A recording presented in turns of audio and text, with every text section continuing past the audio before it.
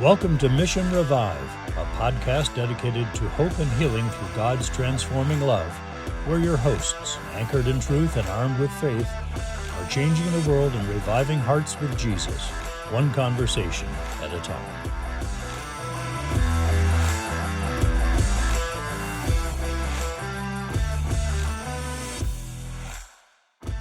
Welcome to the Mission Revive podcast. Once again, we have another very important and timely guest, I believe.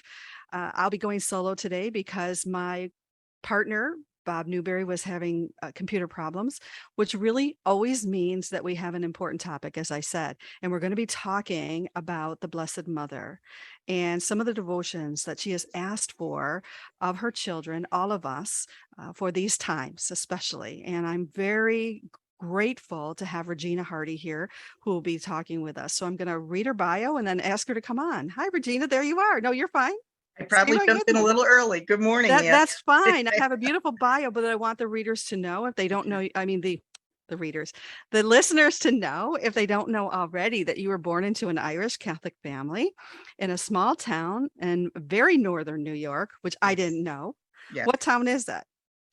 North Bangor. See, I've never heard of it. I live in New York all my life. It's near Malone. Yes. Potsdam. That big, huge town of Malone. I do know that one. Yes. Yep. Okay, great. And you remember your dad praying the rosary during Mass, and your mom directing the choir, and their lives and activities formed around many church events, often related to the Blessed Virgin Mary. After attending college in Canton, I attended college in Canton too. Another little known fact that you probably didn't know about me. I didn't. I know. She worked in Syracuse for 28 years, the bulk of that time at Alling and Corey Paper Company. But in December of 1995, your sister Jo asked for prayer because she was diagnosed with cancer. And this one request changed Regina's life. It led to new people and places and a deeper desire to know her faith. And in 1998, Regina and Jo traveled to Medjugorje. And the inspiration from that pilgrimage was to do something with her faith. She became the head of faith formation at Christ the King Church in Liverpool in 2000, and she worked there for 13 years. Now she's retired, but I don't know. We got to use that term loosely, Regina. You cover a lot of territory. Now she's retired and she attends Holy Cross Church in DeWitt. She's a member of their Rosary prayer group, and she also helps with rosary making and distribution through the Nelson and Alice Kirkpatrick Rosary Makers at the CNY Marian Center. So your life truly has been devoted to the Blessed Mother, whether you knew it or not, right? Yeah, even as a child, you remember things like May crownings, special prayers to Our Lady, Our Lady statue in every church. And there probably was kind of a dull spot for a while. But after Jo asked me to pray for her and I began to pray the rosary, it just totally took off. And our associate pastor this morning, Father Foley, in his homily talked about Mary, because today's the Queenship of Mary. Oh, what a perfect time for us to be recording this, right? And, he said, Mary has no judgments. And I realized when he said that, I've always thought of Mary as very gentle because it was her that led me to Jesus. And I thought I could go to her. It didn't matter what had happened in my life. I could go to her, and she took me to her son. So no judgments, very gentle. And she is someone who draws us close to her and then leads us directly to Jesus. Oh, that's beautiful. I see that statue behind you, and it does have her heart exposed. Tell me about her heart. Tell me about what we know as the Immaculate Heart. The Immaculate Heart. Jesus has asked us to honor her Immaculate Heart because it is despised, denigrated in many different ways.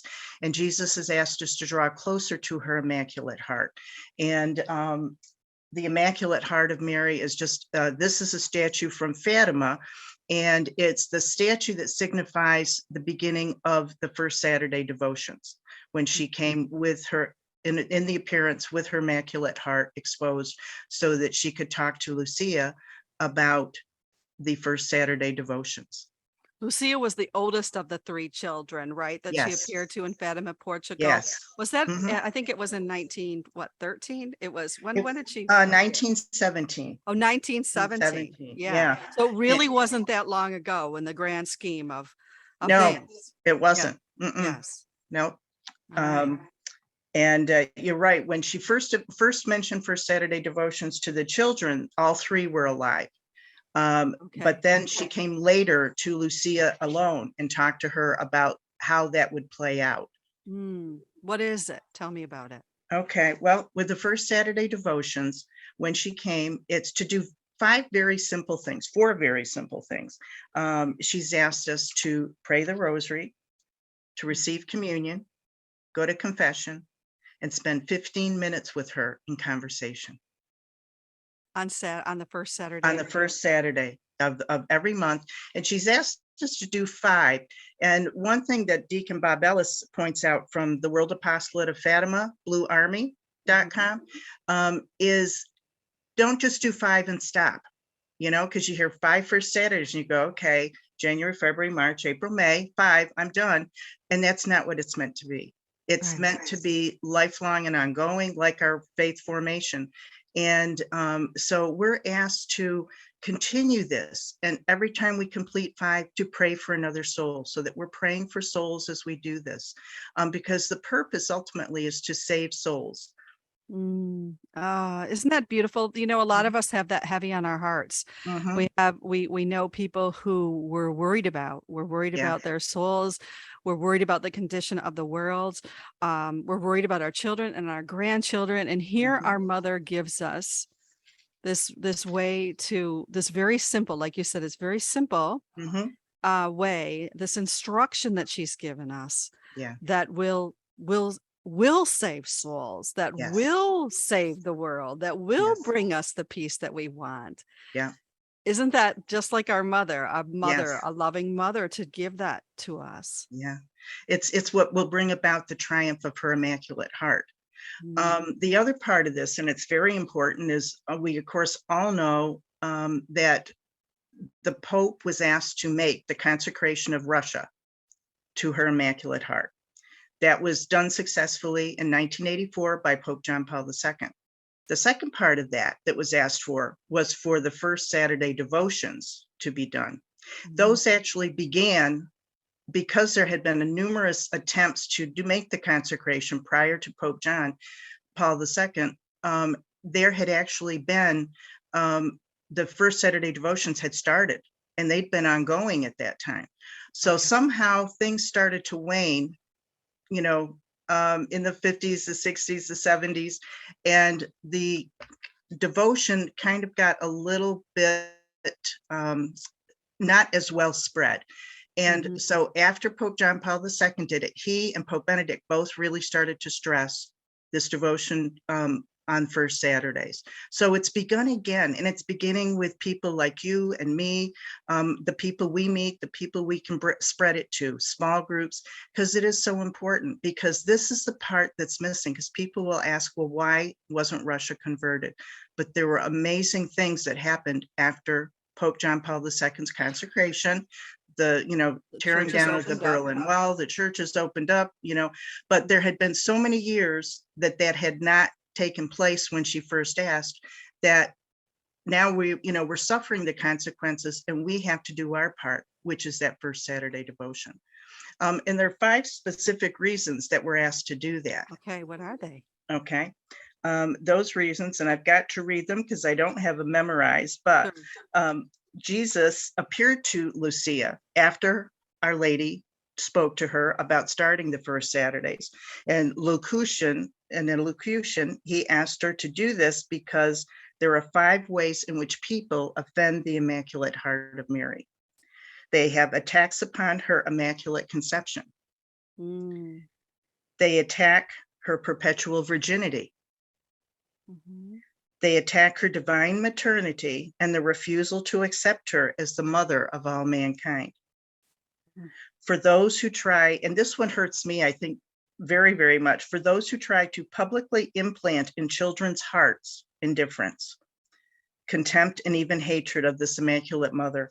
And to think about people trying to instill that in little children against the Blessed Mother. And for those who insult her directly in her sacred images. And we know that's happened. We've seen quote unquote works of art and other things. So we know that has happened, and it's just been horrific what has happened and the way people disrespect her. You know what, Regina, I'm going to ask you to read those again, just will. because I do, and go through them. We're going to go through them slowly, because I think Okay. they really, they beg us to reflect on that in our own lives. So let's start with the first one. Okay. And I'm just going to read a paragraph just before that on this little card I have about Beautiful. First Saturday devotion, because it explains something to me too, even today.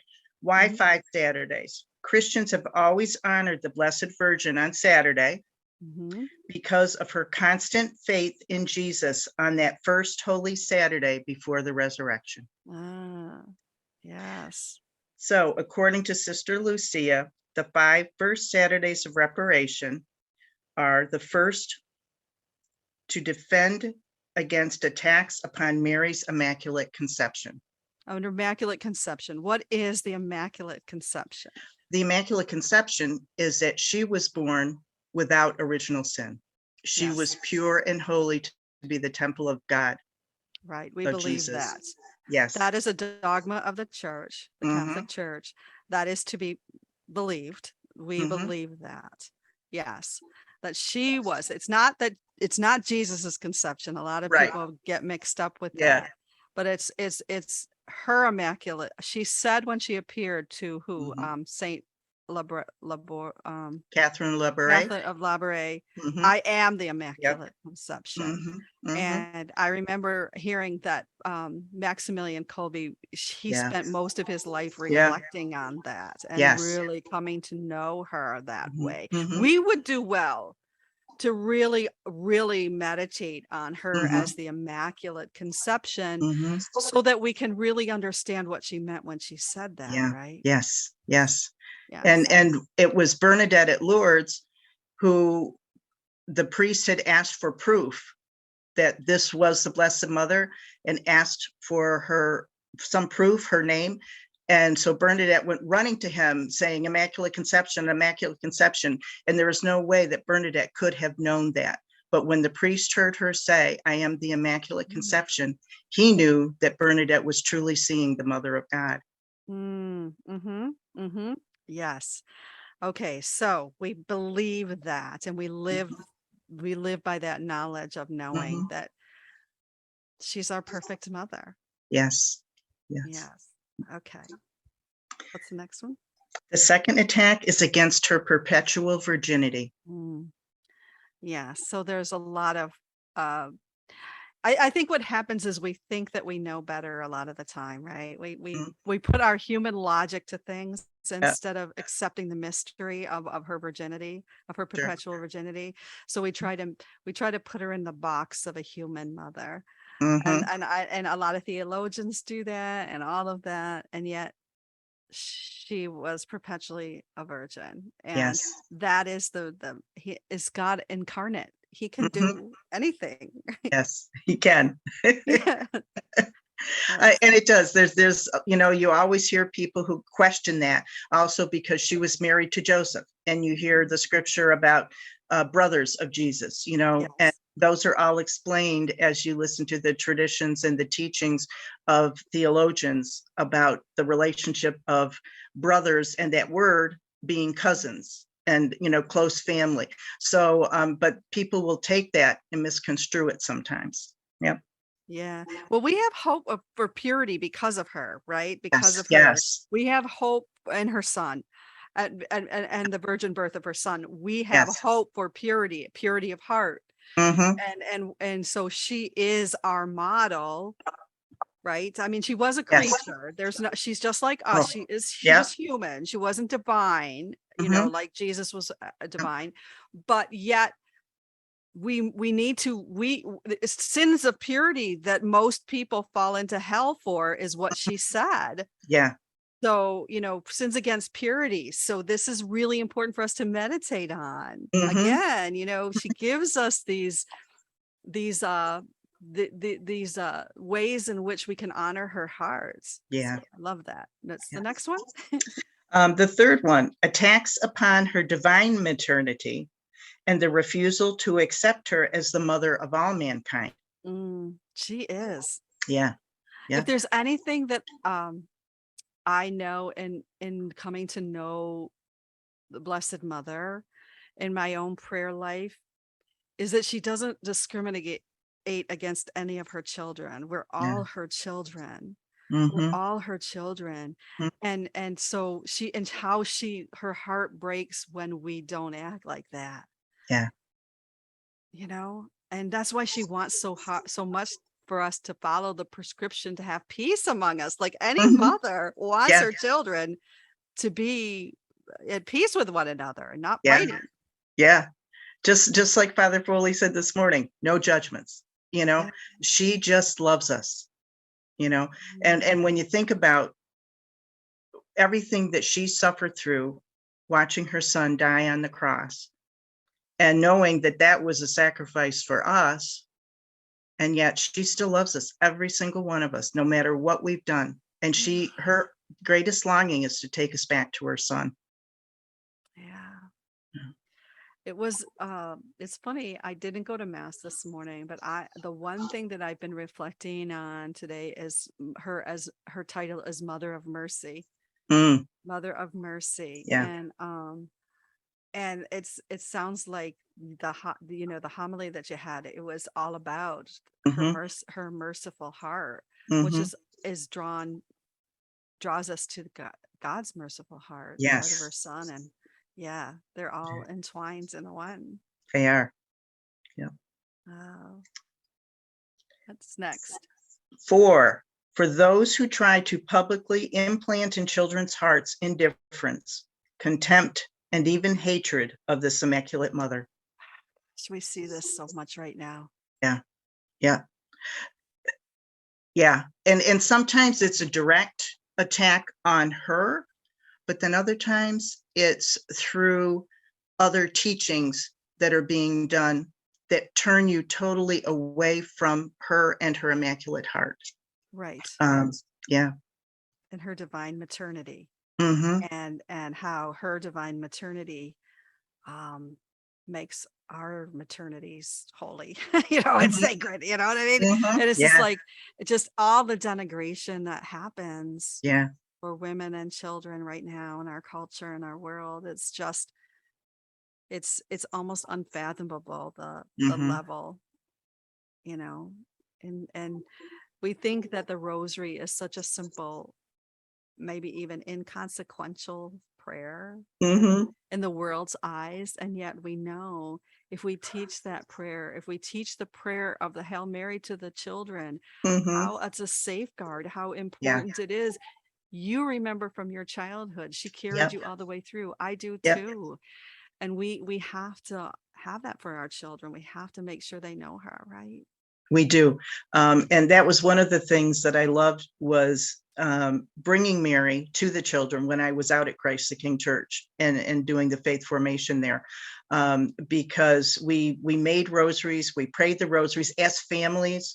It was something that we tried to bring back to that family unit, so that someday, maybe not next week or next year or next whatever, but somewhere, sometime, that child would remember that rosary and those simple little prayers that will lead them closer to her heart and closer to her son. Yeah.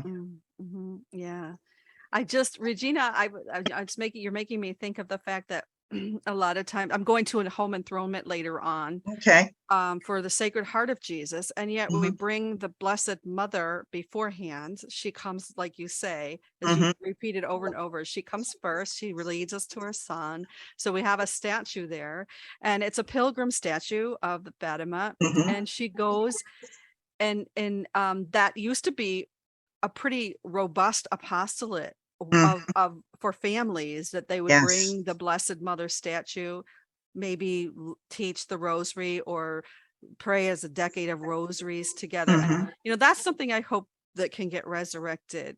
Oh, that would be wonderful. The Absolutely. apostolate of prayer and the pilgrim statue visitations to families. That's something that any religious education program can institute. Yes. I actually have packets I actually have a whole bunch of packets still. Do you?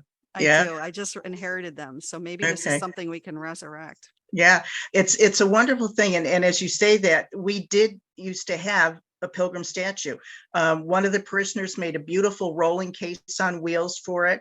And we'd pack her in with all sorts with rosaries and, pamphlets and information and prayer cards. Yes. And we would let a family keep the rosary, the statue for a week. Yeah. Yes. I have the packets, and I have five statues of the Blessed Mother ready to go. Okay. In case anybody's interested. Okay. I don't think want to that hold would on be to them. wonderful. Huh? I don't want to hold on to them. Okay. I want to share them. Let them We got to go. share. Yeah. Yeah. And that's what this is about. This is spreading that news about Mary and getting the statues out there. Yes. Because why do we need statues? I know we got to go to the next thing, but we need statues because we need representation. We are in a physical world. We are in physical bodies. Our eyes are the windows to our souls, right? Yeah. And we need to feast our eyes on something other than a computer game. We need reminders, and we need visuals, because that's how we worship, really. That's how we conceive in our imagination, and it's just really connected to our souls. Yes, it is. It's not just a statue, right? It No, becomes something much greater. Her great presence with us. Yes. Okay, so is there one more? I think. All right, there's one more. All right. And for those who insult her directly in her sacred images. Yeah. Oh. Yeah. It's really bad. You know that the devil is great going to great lengths through the art, Yes. Yeah. We were just talking about beauty. We were just talking about our eyes and what we feast on and what we look at. Yeah. And the degradation. And people just in addition to which, the destruction of the beautiful statues that we have, of both Jesus and Mary and the saints. But also then, what they do between movies, statues, paintings, whatever you call art, books, it's just horrible what's out there that tries to insult her Immaculate Heart. So way back then, when Jesus spoke, he knew. Well, he died for all of these sins and ways in which we do it, but he especially wants to safeguard and have the triumph of her heart in this world. Yep. He came to Lucia and spoke to her in elocution, and gave her these 5 acts of reparation. Why we need to make reparation for her Immaculate Heart. It seems so little then what she's asking. To go to confession, go to mass, receive communion. And I love this little book. It's a little booklet. It's not very long. It's about 8 pages, but it gives you, it answers all those questions too. Like, I can't get to communion on Saturday morning because we always think I got to do it on Saturday morning. You can do it at the Saturday Vigil Mass. Okay. If worse comes to worse, you can do it Sunday morning, as long as you make that intention that is going to be your first Saturday. The confession, not every parish even has confessions on Saturdays. They might have them on a Tuesday or a Wednesday or some other night during the week. So again, there's that flexibility there. 8 days. If you can't make it within 8 days, then if you are grace-filled, okay, if you haven't committed serious sin, you can still make your first Saturday intention and get to confession as soon as you can. So there's, God is flexible. He knows what our lives are like. He knows what earth is like, So there's, I don't want to say flexibility, so we all start doing anything, but the devotion, if you can do it on Saturday, is really what the intention is. But if you can't, there is the flexibility in it to do it and do it well, with the intention that this confession or this communion is for the Immaculate Heart. Beautiful. That, it's like your intention and commitment, and what the state of your heart. Yes. And we want to always try to be in a state of grace. So Yes. this is her way again of drawing us back to the heart of Jesus, where we can find the mercy and find the strength, really, to be able to combat all of those things out there. Yes. Yeah. And there's so many things that we're fighting against. I don't want to say fighting, but that we want people to have the good, to have the beauty, to have the sweetness of their faith, of Jesus and Mary, because they are good and sweet. They love us, and it's that love that we can go out and share with others. Right. Yeah. So tell me about the rosary making and the rosaries. And I'd like to hear more about how, I have to tell you, I didn't know how to say the rosary until I was in my 30s. And I just didn't know. My mother, I don't think she knew. I mean, we always had rosaries, and that was always hanging on my bed, but I didn't really know how to say it. And then I was having trouble, and I remember praying to the Blessed Mother saying, please. And I didn't really have a close relationship with her, really. At that time, and I said, but please, I really want to know how to read. I want to know how to do it. I couldn't remember the mysteries, and I woke up the next morning and I just knew it, and it was like she infused it, and I know it, and she taught me, and she just did it, and I know that's one miracle I can attest to. That of the Blessed Mother, because I just struggled so much. It was almost like there was a blockage for whatever reason. And boom, I just, all of a sudden it clicked, and I knew how to say the rosary. But tell me about that. Tell me about why it's important. What is it about? It's being able to get that prayer out to everyone. And it's a simple way to do it. We take 53 beads and we make this rosary that's full of Our Fathers, Hail Marys, and Glory Bees.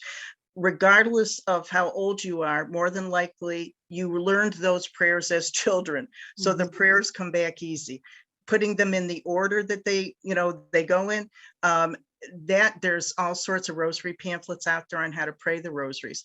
So the last few years, we had a wonderful couple, Nelson and Alice Kirkpatrick, who came to the Marian Center and said, we'd like to teach you how to make rosaries. And they'd been making them for probably 50 years. They started back at their first parish, St. Lucy's, and then they were at Blessed Sacrament at the time they came to see us. And they came in and taught us how to make rosaries.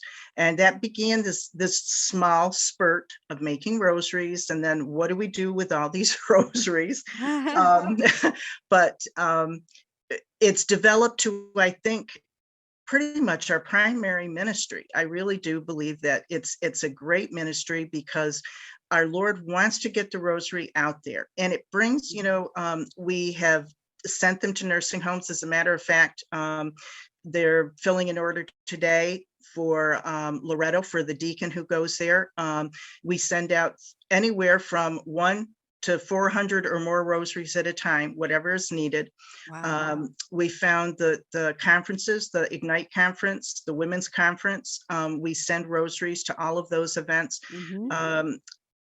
A week ago, the middle school was going on a pilgrimage up to Our Lady of Fatima Shrine up in Lewiston, and we got a call the day before, and can we get 150 rosaries? Yep, no problem. Wow. So it's our joy to send those rosaries out and know that this is bringing Jesus and Mary to someone, whether it's a nursing home, whether it's the youth, whether it's a parish. We were blessed last year at Holy Cross. The Feast of the Assumption fell on Sunday. And it was actually celebrated as the Feast of the Assumption, which is rare, but it was celebrated as the Feast of the Assumption. And we were able to actually do rosary after every Mass, invite the whole parish to stay after Mass. We announced it the week before on the Feast of St. Dominic. And we had rosaries out there, and we hung them on crosses, on cross beams. And we still have one that's out there we continually keep putting rosaries on. So they go. People need that comfort, that prayer, and the rosary is such a wonderful way to do it. And it can be out loud in a group. It can be by yourself, in meditation. But the rosary is truly a spiritual way to connect with Jesus and Mary. That is so true. And I just know that, there's a lot of opposition. The devil doesn't want us to say the rosary, just so you know. Right. So Yeah. I would ask people just to persevere, and then they'll say, well, I don't have time to do a whole rosary. Well, then just do a decade. That's just 10 beads. Don't get rigid about it, but just really understand that any offering like that is going to make a difference in the spiritual world. We don't see it, we might not know it, but the devil knows it. He doesn't like the rosary. We know this for a fact, right? Yes. So what did you say that I think you said that the head of the Blue Army, David Carrillo, said it was a weapon of love, right? Yes, a weapon of love. He just put that article out. It's on the Blue Army website in response to the article that you're talking about, where the rosary was attacked. And for people who would like to pray with us, but maybe they can't, maybe they're homebound, maybe they can't get out, maybe the timing isn't right. EWTN on TV and I think internet both have the rosary that you can do. Relevant Radio features a family rosary at night.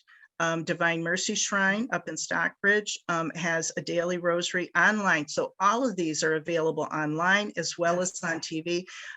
There's so many different ways, and check with your own parish, see if you are praying the rosary there at a time, maybe after Mass, before Mass, around adoration.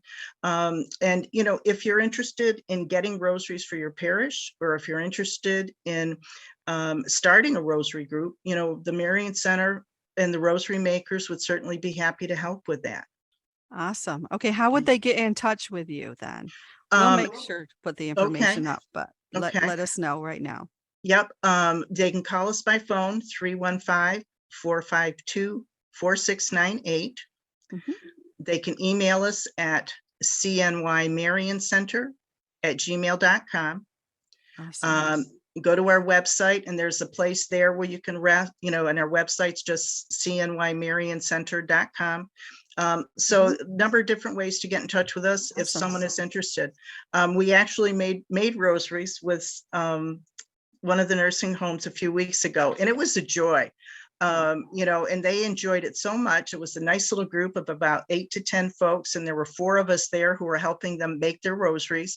And we're happy to go out and do that in places, in schools, in nursing homes, in a parish group, anywhere. We just bring everything in and we make the rosaries. That's so beautiful. That's wonderful. And I know that you ship rosaries all over the place. So there's no excuse if you don't have a rosary, that the Marian Center will ship them all over the world to you, because people listen to this podcast from all over. Oh, good. So so don't hesitate to get in touch with Regina and the CNY Marian Center. Is there anything else before we close here that you would like us to know, Regina, about the Blessed Mother, our mother, and her rosary and her Immaculate Heart? Just that everything she does is by the will of God. And this is what astounds me, because we know that she's appeared in Guadalupe, she's appeared in Lourdes, she's appeared in Fatima. She is a creature, like you said, just like the rest of us, but God still sends her to us because he knows that in our depth of sorrow, maybe shame, maybe guilt for anything we've done, we're afraid to go to the Father or the Son, but we can go to her, because as Father Foley said, no judgment. As I always felt, she's gentle. She just is there. She is waiting to love us, and she brings us God's love. just like God wants to put his love in us to share with others. That's what she brings to us, is God's love in her.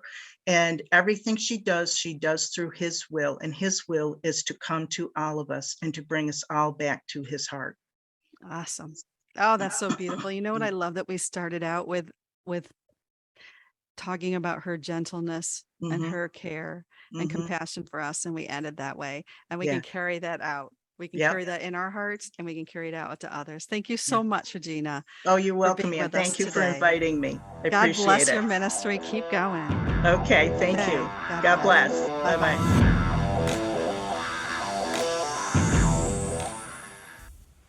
We are grateful that you joined us today for another episode of the Mission Revive podcast. We humbly ask for your prayers as we continue in the mission entrusted to us to evangelize and revive hearts with Jesus. We would also ask that you prayerfully consider becoming a sponsor of this podcast or making a financial contribution to support this growing ministry. You can do this by visiting our website at revivehopeandhealing.com or through our Revive Hope and Healing Ministries patron page. We cannot do this without you. Thank you.